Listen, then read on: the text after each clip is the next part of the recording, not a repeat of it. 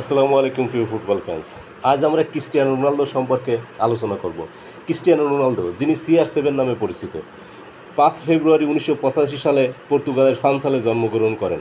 তিনি বিশ্বের অন্যতম সর্বকালের সেরা ফুটবলার হিসেবে বিবেচিত। রোনালদো তার পেশাদার ক্যারিয়ার শুরু করেন স্পোর্টিং সিপিতে সাল 2002 থেকে 3।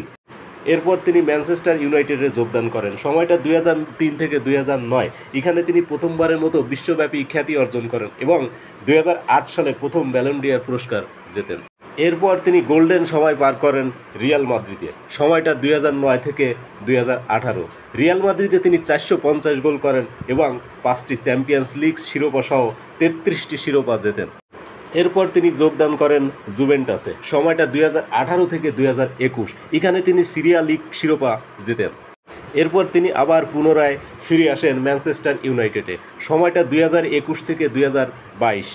দ্বিতীয়বারের মতো ম্যানচেস্টার ইউনাইটেডে যোগ দেন তিনি। এরপর তিনি যোগদান করেন সৌদি ক্লাব আল নাসর।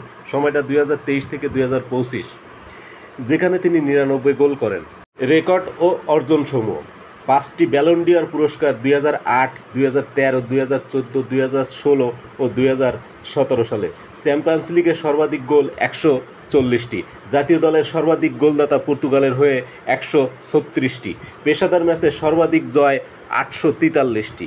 সর্বাধিক পেশাদার ম্যাচ খেলা আউটফিল্ড খেলোয়াড় 1200টিরও বেশি।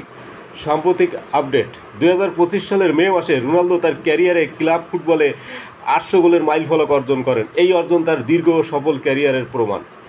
বর্তমানে তিনি আল নাসর ক্লাব ছেড়ে নতুন চ্যালেঞ্জের দিকে এগিয়ে যাচ্ছেন। তিনি সামাজিক মাধ্যমে একটি পোস্টে উল্লেখ করেছেন, এই অধ্যায় শেষ হয়েছে, গল্প এখনও লেখা হচ্ছে।